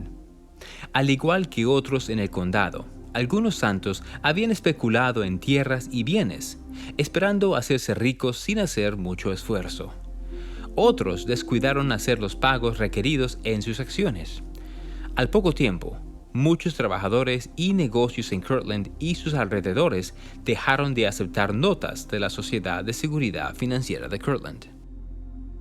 Temiendo el fracaso, José y Sidney cerraron temporalmente la Sociedad de Seguridad Financiera de Kirtland y viajaron a otra ciudad para intentar asociarse con un banco ya establecido. Pero el mal comienzo de la Sociedad de Seguridad Financiera de Kirtland había hecho tambalear la fe de muchos santos, llevándolos a cuestionar el liderazgo espiritual del profeta que había incitado su inversión. En el pasado, el Señor había revelado escrituras a través de José, facilitándoles ejercer la fe de que él era un profeta de Dios. Pero cuando las declaraciones de José con respecto a la Sociedad de Seguridad Financiera de Kirtland no se cumplieron y sus inversiones comenzaron a desvanecerse, muchos santos se molestaron y criticaron a José. Wilford continuó confiando en que la Sociedad de Seguridad Financiera de Kirtland tendría éxito. Después de que el profeta se asoció con otro banco, regresó a Kirtland y respondió a las quejas de sus críticos. Más tarde, en la conferencia general de la iglesia, José explicó a los santos por qué la iglesia pedía préstamos de dinero y establecía instituciones como la Sociedad de Seguridad Financiera de Kirtland. Les recordó que los santos habían comenzado pobres y desahuciados, la obra de los últimos días, Pero el Señor les había mandado sacrificar su tiempo y sus talentos para congregarse en Sión y para la construcción de un templo. Tales esfuerzos eran costosos, pero esenciales para la salvación de los hijos de Dios. Para sacar adelante la obra del Señor, los líderes de la iglesia tenían que encontrar una manera para financiarla. Aún así, José lamentaba cuánto debían a los acreedores. Sin duda alguna, estamos endeudados con ellos, admitió. Pero tan solo tienen que llegar nuestros hermanos del extranjero con su dinero. Creía que si los santos se reunían en Kirtland y consagraban sus propiedades al Señor, ayudaría mucho a aliviar la carga de la deuda de la iglesia. Mientras José hablaba, Wilford sintió el poder de sus palabras.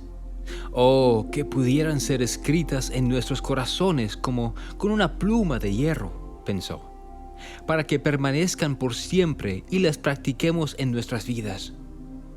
Se preguntó cómo alguien podía escuchar las palabras del profeta y aún así dudar de que había sido llamado por Dios.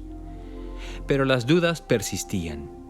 Para mediados de abril, la economía de Kirtland empeoraba mientras una crisis financiera agobiaba a la nación. Varios años de préstamos excesivos habían debilitado a los bancos en Inglaterra y Estados Unidos, causando gran miedo de un colapso económico. El pánico comenzó a propagarse de pueblo a pueblo mientras los bancos cerraban, negocios fracasaban y el desempleo se disparaba. En este entorno, una institución con dificultades como la Sociedad de Seguridad Financiera de Kirtland tenía pocas posibilidades. No había mucho que José pudiera hacer para arreglar la situación. Sin embargo, a muchos les resultaba más fácil culparlo que al pánico económico de la nación. Al poco tiempo, los acreedores comenzaron a acosar constantemente a José y Sidney. Un hombre los demandó por una deuda pendiente, y Grandison Newell presentó cargos criminales falsos en contra de José, alegando que el profeta estaba conspirando contra él. Cada día que pasaba, crecía la preocupación del profeta de ser arrestado o asesinado. Wilford y Phoebe estaban comprometidos y le habían pedido a José que los casara. Sin embargo, en el día de su boda, no lo encontraban por ningún lado, y como consecuencia, Frederick Williams condujo la ceremonia. Poco después de la desaparición repentina de José, Emma recibió una carta de él, asegurándole que estaba a salvo. Él y Sidney habían escapado de Kirtland, distanciándose de aquellos que deseaban lastimarlos. Su ubicación era secreta, pero Newell Whitney y Hiram sabían cómo contactarlos y los aconsejaban a la distancia. Emma entendía los peligros a los que José se enfrentaba. Cuando llegó su carta, algunos hombres, posiblemente amigos de Grandison Newell, examinaron el matasellos para saber dónde estaba. Otros espiaban su tienda en dificultades. Aunque se mantenía optimista, Emma se preocupaba por sus hijos. Frederick, su hijo de 1 año, era muy pequeño para entender lo que sucedía. Pero Julia, de 6 años, y José, de 4 años, se angustiaron al saber que su padre no volvería pronto a casa. Emma sabía que tenía que confiar en el Señor, especialmente ahora que muchos en Kirtland recurrían a las dudas y la incredulidad. Si no tuviera más confianza en el Señor que la de algunos que podría nombrar, entonces ciertamente sería un caso triste, le escribió Emma a José a finales de abril. Pero aún así, creo que si nos humillamos y somos tan fieles como podamos, seremos librados de toda trampa que se nos presente. Aún así, se preocupaba de que los acreedores de José se aprovecharan de su ausencia y tomaran cualquier propiedad o dinero que pudieran. «Me es imposible hacer algo», lamentaba, «mientras todos tengan mucho mayor derecho que yo de todo lo que es tuyo». Emma estaba lista para que José regresara a casa. Había pocas personas en las que confiaba ahora, y estaba renuente de darles a quien fuera cualquier cosa que no ayudara a pagar las deudas de José. y para empeorar el asunto, temía que sus hijos hubieran sido expuestos al sarampión. Me gustaría que fuese posible para ti estar en casa cuando están enfermos, ella escribió. Debes acordarte de ellos, pues cada uno te recuerda. En medio de este alboroto, Parley y Thankful volvieron a Kirtland para el nacimiento de su bebé. Tal como Heber había profetizado, Thankful dio a luz a un bebé, a quien nombraron Parley. Pero sufrió mucho durante el parto y horas después murió. Incapaz de cuidar a su hijo recién nacido solo, Parley lo dejó al cuidado de una mujer que podía amamantarlo y regresó a Canadá. Allí comenzó a planear una misión a Inglaterra con la ayuda de santos como Joseph Fielding, quien había estado escribiendo a sus amigos y familiares al otro lado del océano sobre el Evangelio restaurado. Después de terminar su misión en Canadá, Parley regresó a Ohio y se casó con una joven viuda en Kirtland llamada Mary Ann Frost. También recibió una carta de Thomas Marsh, el presidente del Quórum de los 12, instándolo a posponer su misión a Inglaterra hasta que los apóstoles se pudieran reunir como quórum en Kirtland ese verano. Mientras que Parley esperaba a que los otros apóstoles se congregaran, José y Sidney regresaron a Kirtland e intentaron resolver sus deudas y aliviar tensiones entre los santos. Unos días después, Sidney visitó a Parley y le dijo que venía a cobrar una deuda vencida. Anteriormente, José le había prestado $2,000 a Parley para comprar tierra en Kirtland. Para aliviar sus propias deudas, José había vendido la deuda de Parley a la Sociedad de Seguridad Financiera de Kirtland, y ahora Sidney estaba cobrando el dinero. Parley le dijo a Sidney que no tenía $2,000, pero ofreció regresar la tierra como forma de pago. Sidney le dijo que tendría que dar su casa al igual que la tierra para satisfacer la deuda. Parley estaba indignado. Cuando José le vendió la tierra inicialmente, le dijo a Parley que no se vería perjudicado en el acuerdo.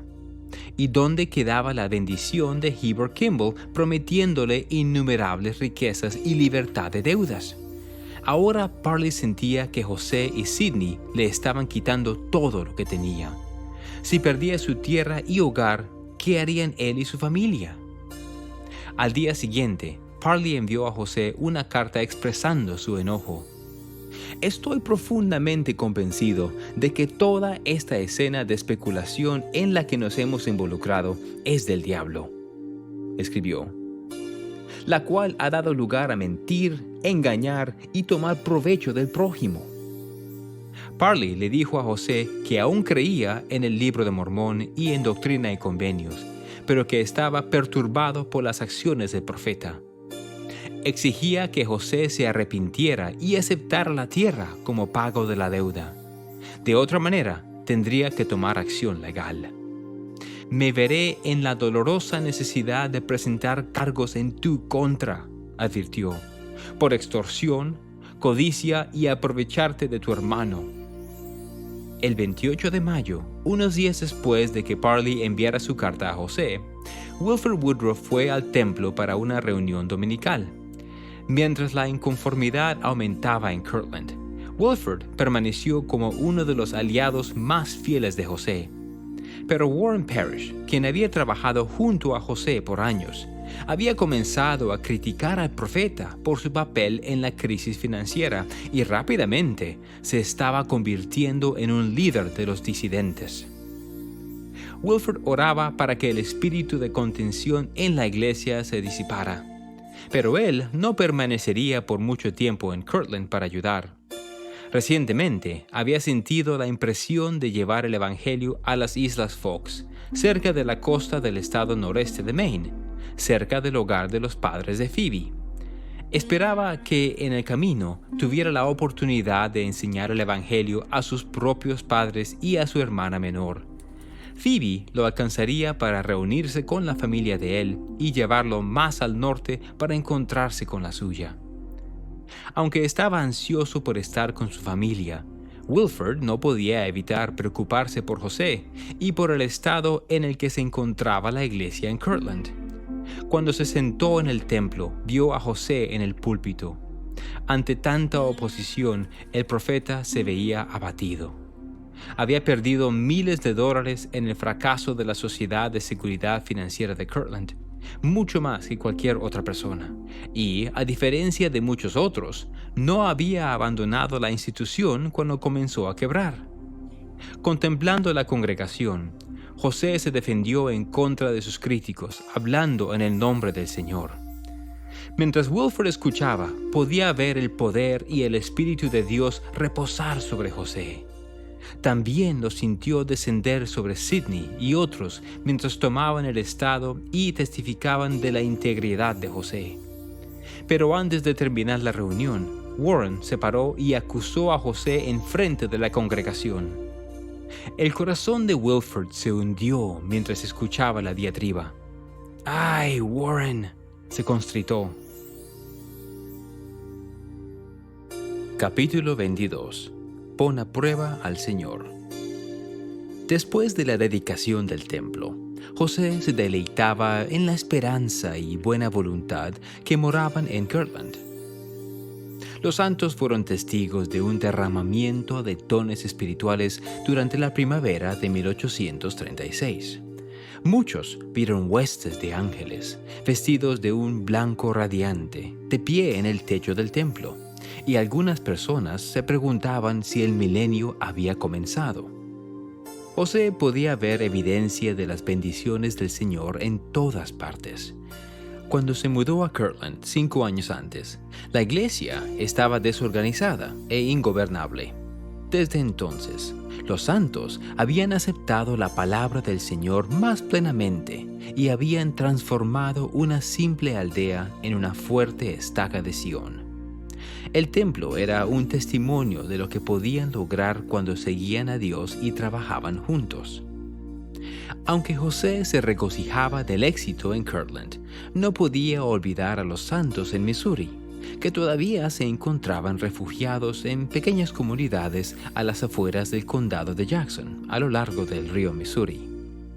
Él y sus consejeros confiaban en la promesa del Señor de redimir a Sión después de que los élderes recibieran la investidura de poder.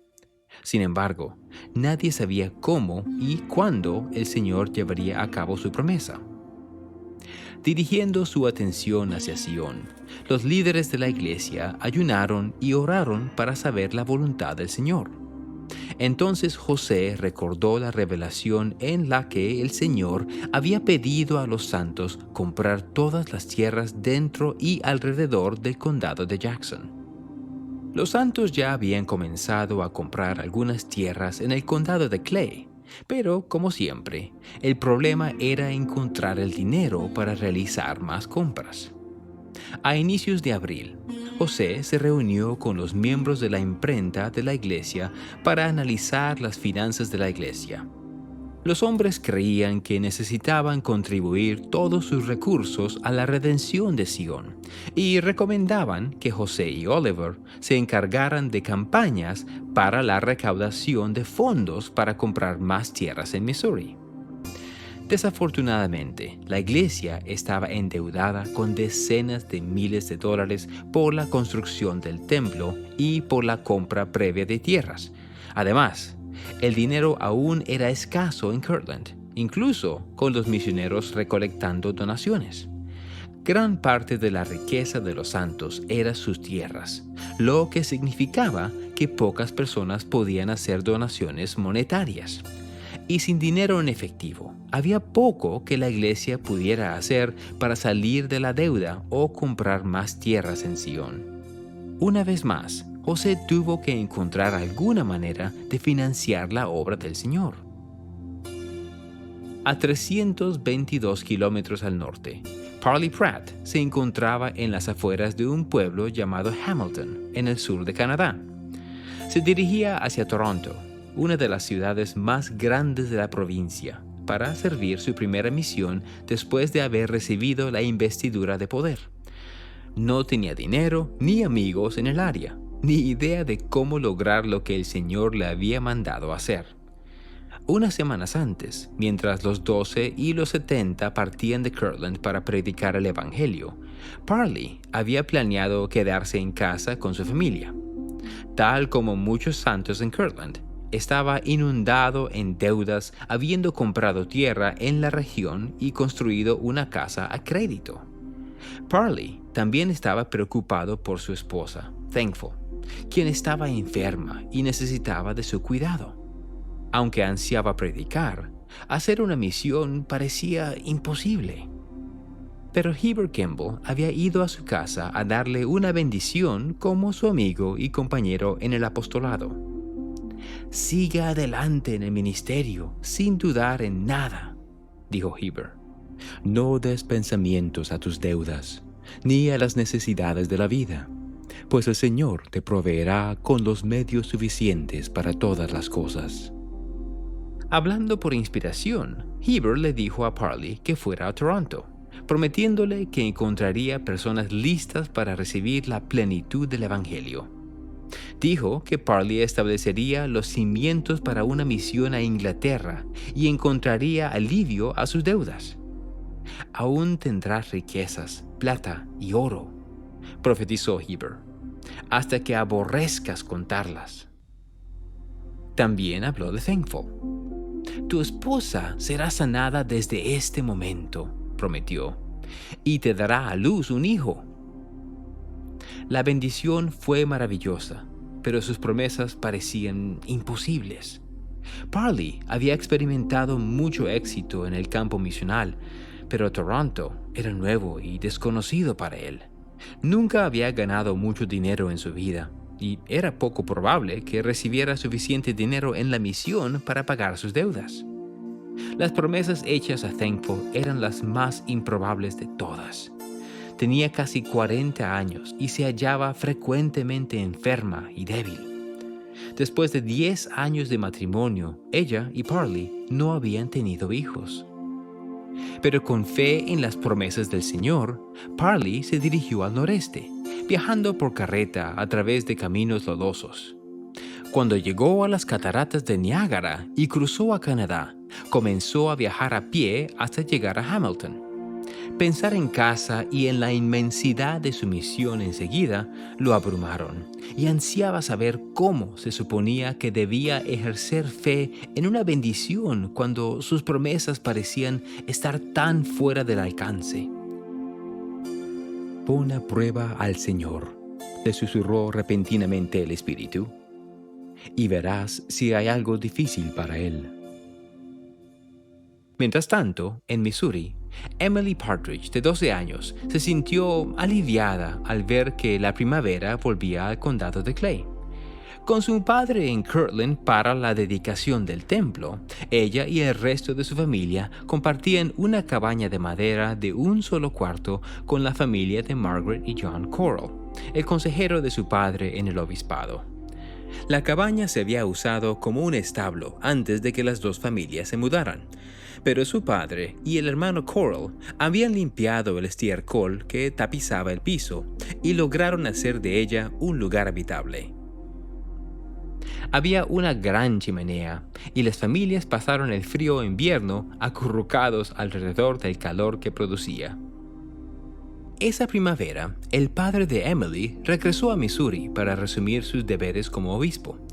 Él y otros líderes de la iglesia habían recibido la investidura de poder en Kirtland y parecían tener esperanzas en cuanto al futuro de Sion.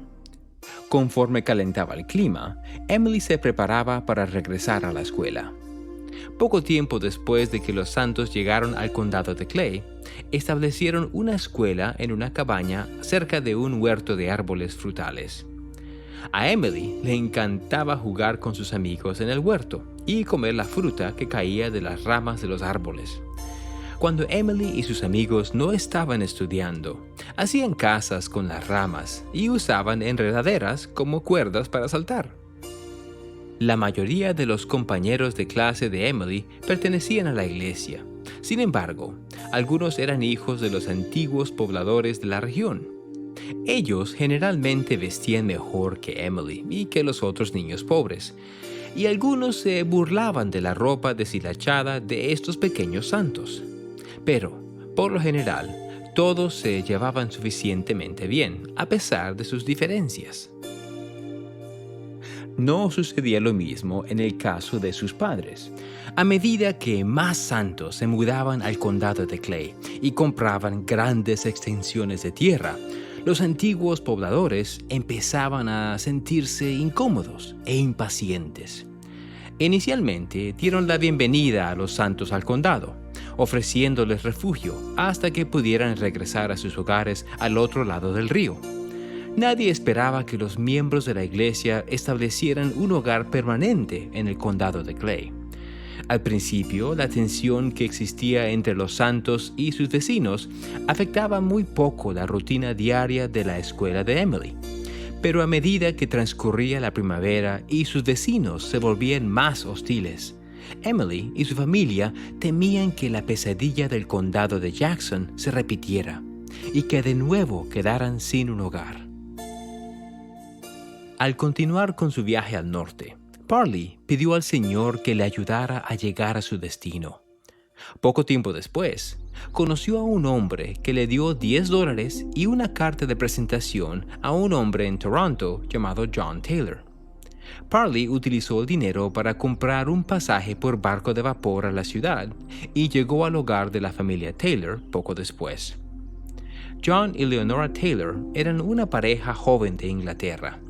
Al conversar con ellos, Parley descubrió que pertenecían a un grupo de cristianos de la región que rechazaba cualquier doctrina que no pudiera ser respaldada por la Biblia. Recientemente habían estado orando y ayunando para que Dios les enviara un mensajero de su iglesia verdadera. Parley les habló del Evangelio restaurado, pero ellos mostraron poco interés. A la mañana siguiente, dejó su bolso en el hogar de la familia Taylor y se presentó con los ministros de la ciudad, con la esperanza de que ellos le permitieran predicar a sus congregaciones. Después, Parley se reunió con las autoridades de la ciudad para ver si le permitirían organizar una reunión en el juzgado o algún otro lugar público. Todos rechazaron su petición. Desalentado, Parley se apartó a un bosque cercano para orar, y después volvió al hogar de la familia Taylor para recoger su bolso. Mientras partía, John lo detuvo y le habló de su amor por la Biblia. «Señor Pratt», le dijo, «si tiene principios de cualquier tipo para presentar, desearía, si puede, que los respalde con ese registro». «Eso es algo que creo poder hacer», dijo Parley. Le preguntó a John si él creía en profetas y apóstoles. «Sí», respondió John, «porque la Biblia me enseña tales cosas». «Enseñamos sobre el bautismo en el nombre de Jesucristo para la remisión de pecados», dijo Parley, «y en la imposición de manos para recibir el don del Espíritu Santo». «¿Y qué hay entonces de José Smith, del Libro de Mormón y de algunas de sus revelaciones modernas?», preguntó John. Parley testificó que José Smith era un hombre honesto y un profeta de Dios. «En cuanto al Libro de Mormón», dijo, «puedo testificar tan fervientemente a favor de ese libro como usted puede hacerlo sobre la autenticidad de la Biblia». Mientras hablaban, Parley y John escucharon a Leonora platicar con una vecina, Isabella Wanton, en otro cuarto. «Aquí hay un hombre de los Estados Unidos que dice que el Señor lo envió a la ciudad para predicar el Evangelio», le dijo Leonora a Isabela. «Me pesa hacerlo partir». «Dile al extranjero que es bienvenido en mi casa», dijo Isabela. «Tengo un cuarto y una cama extras y suficiente comida». También tenía un lugar donde podía predicar a sus amigos y familiares esa noche. «Siento por el Espíritu que es un hombre enviado del Señor con un mensaje que nos hará bien a todos», comentó. Después de su conversación con Parley, John Taylor comenzó a leer el Libro de Mormón y a comparar sus enseñanzas con la Biblia. Había estudiado doctrinas de otras iglesias anteriormente, pero encontró algo muy convincente en el libro de Mormón y en los principios que Parley le enseñó. Todo era claro y consistente con la palabra de Dios. Pronto, John presentó a Parley con sus amigos. «Aquí se encuentra un hombre que viene en respuesta a nuestras oraciones», anunció. «Y él dice que el Señor ha establecido la iglesia verdadera». «¿Te convertirás en un mormón?», alguien le preguntó. «No lo sé», respondió John. «Voy a investigar y a orar para que me ayude el Señor. Si hay verdad en esto, lo aceptaré. Y si hay error, no quiero tener nada que ver con ello». Poco tiempo después, él y Parley viajaron a un pueblo agrícola cercano donde vivían familiares de Isabella Walton. Joseph Fielding, amigo de John, también vivía ahí con sus hermanas Mercy y Mary. Ellos también eran de Inglaterra y tenían opiniones religiosas similares a las de los Taylor. Mientras John y Parley se dirigían al hogar de la familia Fielding, vieron a Mercy y Mary correr a la casa de unos vecinos. Su hermano salió y los recibió fríamente.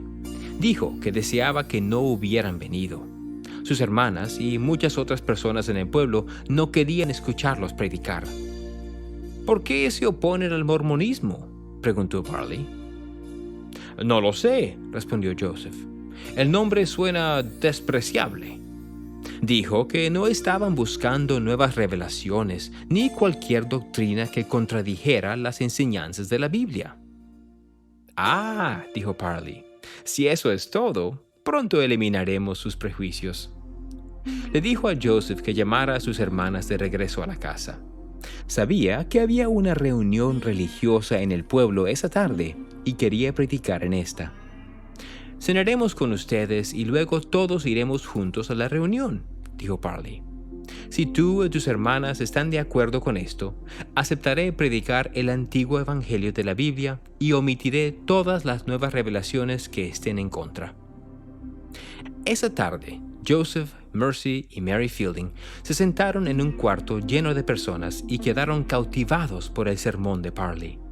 Nada de lo que dijo sobre el Evangelio restaurado o el Libro de Mormón contradecía las enseñanzas de la Biblia. Poco tiempo después, Parley bautizó a las familias Taylor, Fielding y suficientes personas en la región para organizar una rama. Las promesas del Señor en la bendición de Heber habían empezado a cumplirse, y Parley estaba ansioso por regresar a su hogar con Thankful. Se acercaba la fecha para pagar sus deudas y todavía tenía que reunir el dinero para pagarlas. Al partir a Kirtland, estrechó las manos de sus nuevos amigos.